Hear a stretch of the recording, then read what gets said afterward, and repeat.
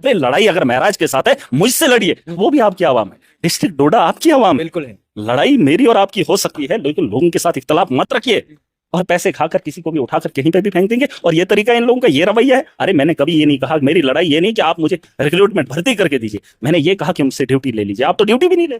अगर कांग्रेस प्रोटेस्ट नहीं करती तो मुझे लगता था शायद बीजेपी दे देती। अब मुझे लगता है बीजेपी को लग रहा है कि इसका क्रेडिट कांग्रेस को जाएगा। ठीक, अब वो किस तरीके से इसको तोड़ेंगे, अगर स्टेटहुड मिल जाए तो वो क्रेडिट कांग्रेस को ना मिले, भाजपा को मिले। ये भाजपा की प्लानिंग होगी उस पर कैसे तोड़ना है। लेकिन ये आप ये सारी चीजें छोड़ रहे हैं और आप बोल रहे हैं कि हमने सरकार बनाई, लोगों ने बड़ा मैंडेट दिया, क्या करने के लिए, क्या किया आप लोगों ने। और ये सवाल पूछे जाएंगे ऐवान के अंदर और इनको बता दीजिए कि मैं एक छोटी सी बात बताऊं, हमारे यहाँ पुलिस के कर्मचारी, बिल्कुल पुलिस के कर्मचारी 6,000 पे काम कर रहे हैं, बंदूक उठाकर यहाँ कश्मीर की घाटी में इस वक्त ड्यूटी कर रहे हैं, हमारे नौजवान है। और अलाउंसेस 22,000, वो भी एक सिपाही का काम कर रहा है, वो भी रक्षक का काम कर रहा है, और हमारे जवान को यूनिफॉर्म तक नहीं दी चल रहा है इस साल का, और जमीनी सतह पर काम नहीं उठा रहे हैं। और ये दावे कर रहे हैं हमने जम्मू कश्मीर के अंदर सरकार बनाई। सरकार बनाकर तुमने क्या उखाड़ा, ये सवाल मैं पूछ रहा हूँ। और असेंबली का सेशन में चाहता हूँ, आज की डेट में जम्मू कश्मीर के अंदर है माइनिंग अभी भी है। अगर इलीगल है तो ये सड़कें कैसे बनी, कैसे बनी? अगर ये मकान बन रहे तो कैसे बने? इसके पीछे एक कौन है वो आदमी? अरे एक तो सरकार है, दूसरा माफिया है। सरकार का फेलियर है। यहाँ की सरकार, वहां का भी, क्योंकि वो तो ऐलान करते हैं ना, वो तो पूरे देश को नहीं दुनिया को बताते हैं हमने जम्मू कश्मीर के अंदर इतना बजट दिया, इतना फंड मिलने के लिए। इनके पास मसला है, उसके लिए तसला नहीं है। वो जो एक वो भी आई थी एक वीडियो, तसला नहीं है करने के लिए, इनके पास हाथ नहीं है, पाँव नहीं है, मुंह नहीं है, लेकिन लोगों के जज्बात के साथ खेलने के लिए इनके पास सारी चीजें। मैं एक ही बात चलेगा, ये तुम इसके साथ नहीं, फिर इसके साथ इसका गुस्सा उस पे, उसका गुस्सा उस पे उतारते चलाओगे इनके खानदानों को। मैं एक ही बात, यहाँ का नौजवान खड़ा हो जाए, प्लेटफॉर्म हम देंगे। अगर महराज की तरह बाकी लोगों ने भी सोचना, ऑर्डर निकाल दे कि कोई भी पॉलिटिकल पार्टी स्कूलों के अंदर नहीं जाएगी। क्यों नहीं जाएगी? अरे अपनी नाकामी छुपाने के लिए तुम ऑर्डर निकालोगे। और इनको बता दो सरकार के लोगों को, आप जिसका ढिंडोरा पीट रहे हैं, कम से कम स्कूल तो बना लेने थे। आज तक अगर इनने स्कूल जानेंगे, जब ये 2019 में एब्रोगेशन हुआ और उसके बाद जो बातें बताई गई ऐवानों के अंदर, बड़े बड़े ऐवानों के अंदर, जिस ऐवान से यहाँ के आवाम के लिए फ़ैसला लिया गया और जम्मू कश्मीर की बेहतरी की जहाँ तक बात की गई, तब से लेकर 6 साल से मैं लगातार ये बात कह रहा हूँ कि सर्कुलेशन ऑफ मनी उसमें बहुत गिरावट आई है। जिस तरीके से हसीब साहब द्राबू का मैं एक आर्टिकल भी पढ़ रहा था आज, उसमें उन्होंने वो सारी चीज़ें बताई जो 6 साल से मैं लगातार बता रहा हूँ। इससे बहुत सारा नुकसान हुआ है। जीडीपी जो ग्रोथ है वो कम हो गया है, पर कैपिटा जो इनकम थी हमारी वो भी कम हो गई है। वो एक डाटा है, मैं डाल दूंगा, और उसमें उन्होंने भी बहुत सारी चीज़ें मैंशन की। उसकी एक वजह है, सरकार बड़े बड़े दावे कर रही थी कि जम्मू कश्मीर के अंदर बदलाव आएगा, आतंकवाद खत्म होगा, डेवलपमेंट होगी, माफिया रुक जाएगा।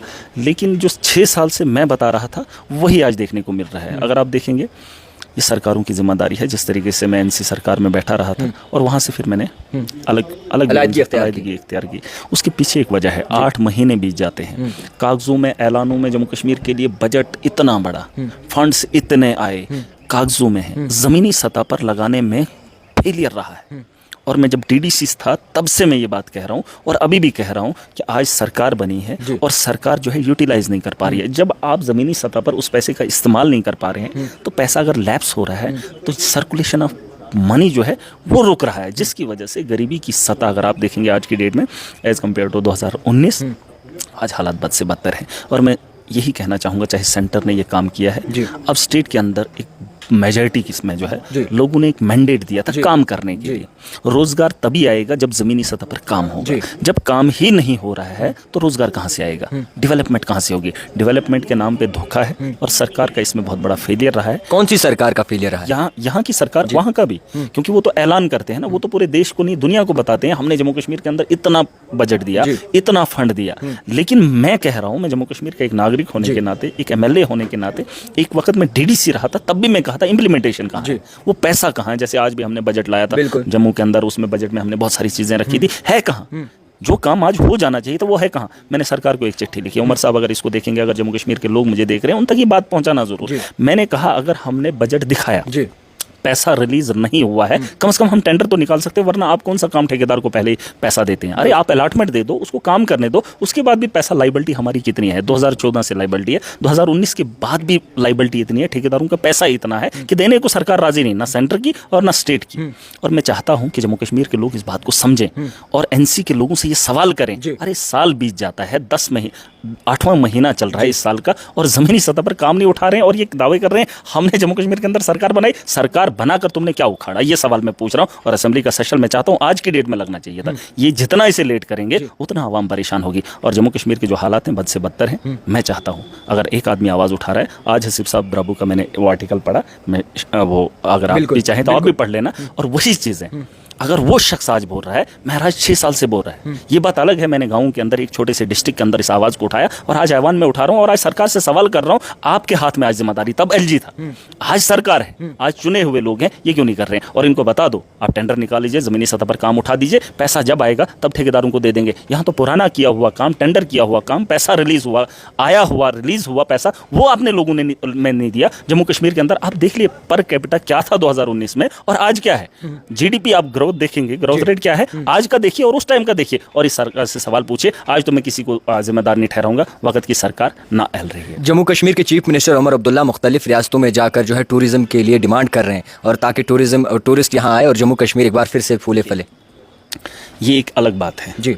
टूरिज्म में कोई कमी नहीं है यहाँ जम्मू कश्मीर के अंदर, खास करके कश्मीर के अंदर बहुत खूबसूरत वादियाँ हैं, खूबसूरत पहाड़ हैं, देखने को बहुत सारे नज़ारे हैं और लुभाने वाली चीज़ है, इसमें कोई शक नहीं है। और टूरिज्म आता है, इसमें कोई दो राय नहीं, और भी बढ़े, इससे रेवेन्यू जनरेट हो सकता है। लेकिन एक बात मैं आपको बताना चाहूँगा, अगर टूरिज्म पे हम निर्भर रहेंगे, हमारे पास और भी वसाइल हैं, जंगलात हमारे पास वसाइल है, हमारे पास पानी वसाइल है, हमारे पास रेत है, हमारे पास अपने मिनरल्स हैं, उनका इस्तेमाल क्यों नहीं करेंगे? रेत के लिए इन्होंने माफिया छोड़ दिया, पत्थरों को बजरी के माफिया को दे दिया है, लोकल लेवल पर क्यों नहीं टेंडर निकालेंगे? मैंने बार बार ये सवाल उठाया, शायद आपने सुना होगा असेंबली के अंदर, क्यों हमारे दरियाओं के अंदर से रेत का काम जो है बाहर से आकर ठेकेदार उठाएंगे? ये जो सड़कें बनी, ये जो कह रहे हैं कि हमने स्मार्ट सिटी बनाई, ये जो कह रहे हैं कि हमने नेशनल हाईवे बनाया, टनल बनाए, पता नहीं क्या क्या बनाए, इनको पूछो मटेरियल कहाँ से आया, जबकि इलीगल जम्मू कश्मीर के अंदर है माइनिंग, अभी भी है।